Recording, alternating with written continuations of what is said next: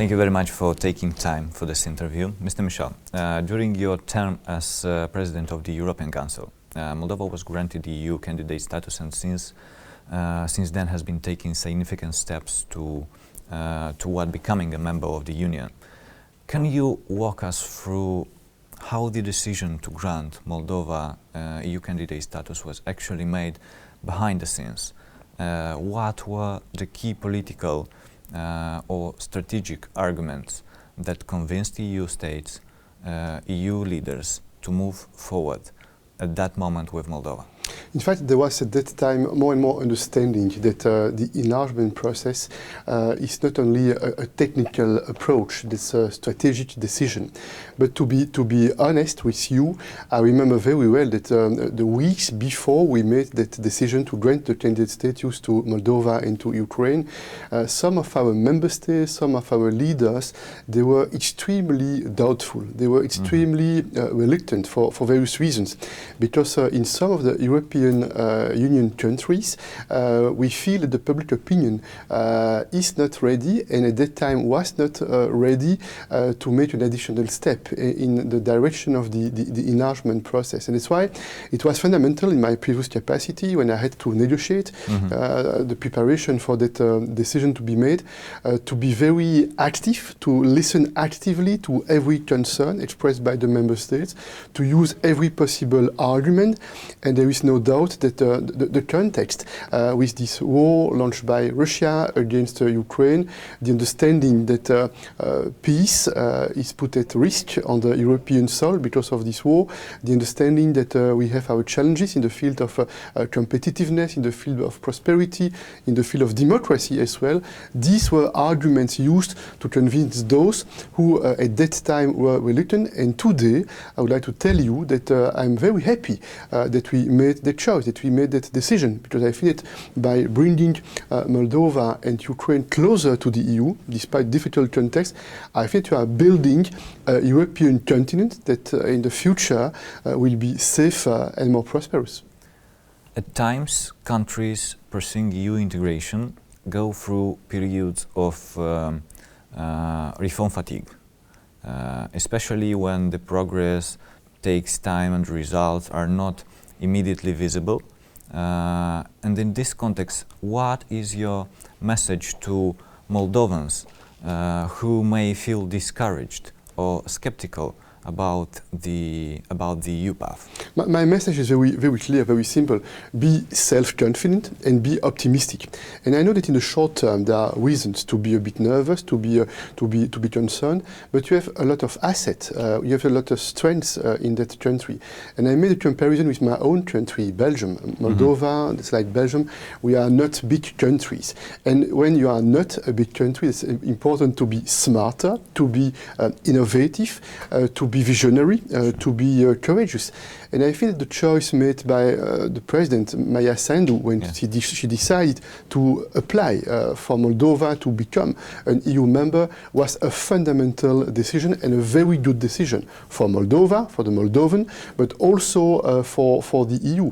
And since then, it's really impressive how Moldova made a lot of progress. And a few months ago, elections took place in the country, and these elections have sent a clear signal with the will expressed by the people of Moldova to continue and maybe to accelerate those efforts that are needed to join the EU as soon as possible.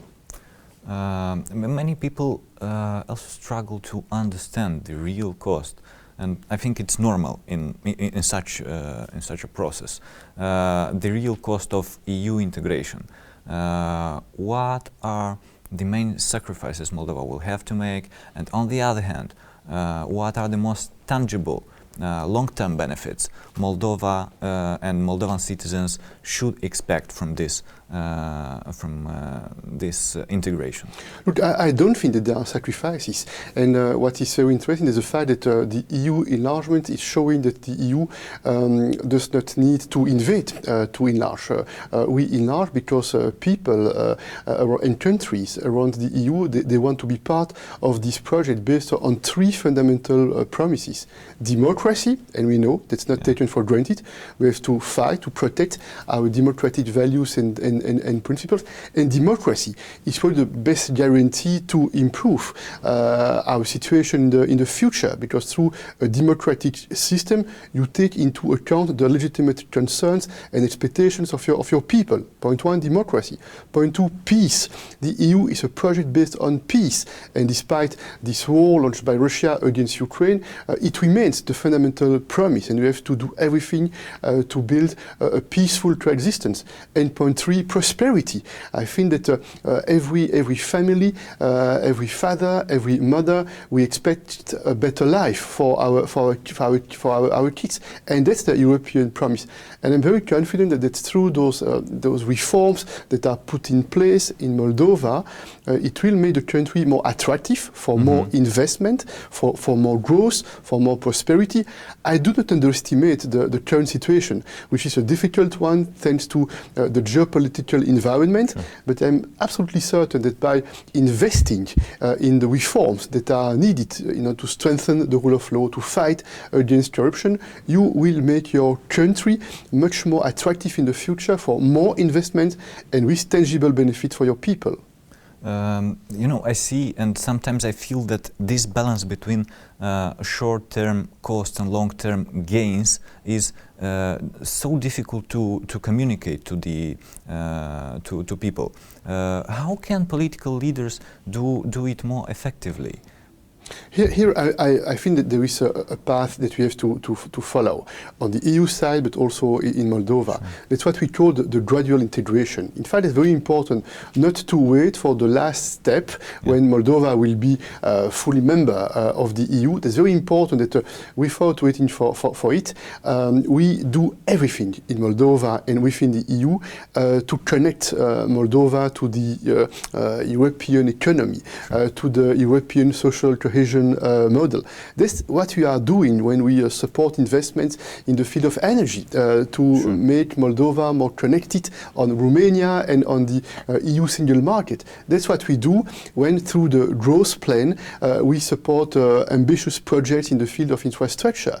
I think a country like Moldova, and that's for the Moldovans to make a decision, of course, probably there are priorities that have to be made. What are the economic sectors that are promising for the future of Moldova? For instance, I have no doubt that energy is extremely important, that agriculture and agri-food industry can be also very promising for a country like Moldova, and I think that tourism is a very important economic sector. Moldova is a beautiful country with a great history, with a great culture. You have great food, you have wine. Of course, you have wine, and these are strengths. These are assets, and I'm very confident that by investing in those activities, you will create more jobs, you will have more optimism, you will have more hope, and on top there's something very interesting. If you manage to attract more tourists, including tourists coming from the EU, it will be very powerful in terms of what I'm calling the soft power. Of explaining why Moldova should be part. Yeah, and it will be obvious to more European Union citizens and to more European member states that we have to accelerate the path, and that we have to be very, very helpful in assisting Moldova to put in place the reforms that are needed and to make the steps that are needed to get closer to the EU, and as soon as possible, I repeat again, to be a full member of this very ambitious and this great political project. I would like to talk a bit about Armenia. They are heading into important parliamentary elections in June. The country has been actively moving closer to the European Union, making EU integration a priority of its foreign policy despite geopolitical pressure. Do you see parallels between Moldova's path and Armenia's trajectory now? I think that in both cases it is translating the choice of the people. I think the people in Armenia, in Moldova, the majority of them, I think they want freedom, they want democracy. They don't want their life and their future to be dictated by Moscow, to be clear. And I think that we on the EU side we have to be with those in Armenia or in Moldova who are making a clear choice to get closer to the EU. I would like to say that I commend the role played by the Prime Minister of Armenia. That's a difficult situation in that region, in the Caucasus. You know that a peace agreement has been made, which is a very good step in the right direction, but I do not underestimate the challenges ahead in that country. The voters will have a choice to make in the near future, and I think everything should be done to counter any attempt, let's be clear, by Russia to undermine this democratic process and to try to interfere and to influence this process. And we know how in that country, in Moldova, there are constant attempts to undermine the democratic institutions by spreading disinformation, fake news, and we know there's a daily challenge for a country like Moldova, and probably there's the same in a country like Armenia. What message would you send to Armenian people and their leaders at this moment? My message is very simple. You are not alone. You are not alone because there are 27 EU member states which are looking at what is going on in that region, and we have the intention to be on your side. And if that's your wish expressed through a democratic vote, through free and fair elections to get closer to the EU, that's a message that's important for us. And you know that in recent years, including in recent months, we have developed more tools to make possible for Armenia to get closer to the EU through some investment packages, for instance, also to help Armenia to be more resilient, to be less dependent on Russia. We know what is the impact of those means developed by Russia to interfere in Armenian politics, and we try to support every effort in Armenia for making the country more resilient, more influential, and less dependent. Do you see any similarities in Russia's efforts to influence Armenia's path, and are they comparable to those directed to Moldova? Look, I will tell you what I see based on the experience of the last years in international politics. I think that Russia is in panic when the Kremlin is observing around Russia those attempts by free people to make the choice for a democratic country. And that's very clear, because Russia does not like that idea that people, families, they want to be free, they want to make their own choices. Yeah. That's not the model they want for that country. And that's why every time in a country like Armenia, in Moldova, in Georgia, in many other countries, there is a temptation expressed by the people to get closer to democratic projects. It puts Russia in panic, and that's why they react by interfering, by destabilizing, by undermining the democratic institutions.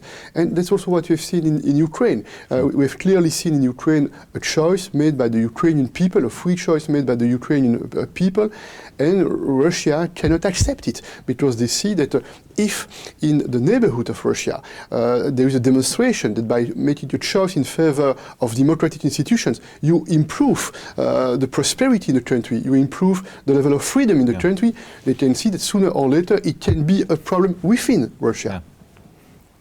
Looking back at your term as President of the European Council, what was the most difficult moment you had to navigate? Look, there is no doubt that when I started my mandate and when we started to face COVID-19, it was a difficult moment because we had to make very difficult decisions, especially for a political model. The European Union, can you imagine that we had to restrict the freedom of movement? It was a very difficult decision.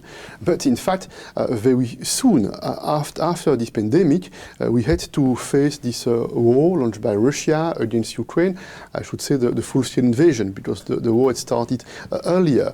And on the one hand, it was a very painful moment, because we understood that this start of this war was a game changer for the future of the European continent.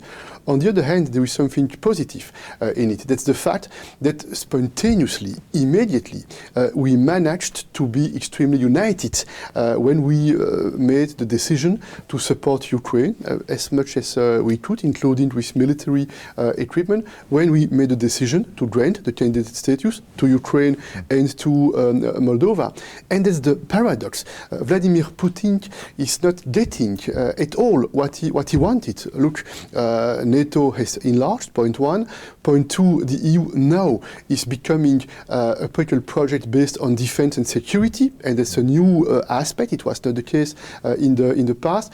And point three, we are making important decisions in the field of the enlargement process, and we are enlarging the EU, which means that we are enlarging the democratic space on the European soil. If to choose one concrete decision, what was the most difficult? Without any doubt, I will tell you that the day we made the decision to provide military equipment to Ukraine was a turning point. And it took only a few hours to make that decision. It required a very strong commitment by talking directly, not to the ambassadors, not to the advisors, but by talking to the head of state, the head of government, because only them were in a position to make a decision very quickly on the one hand, and only then had the legitimacy to make the choice. And it took not more than 2-3 days before we made the decision.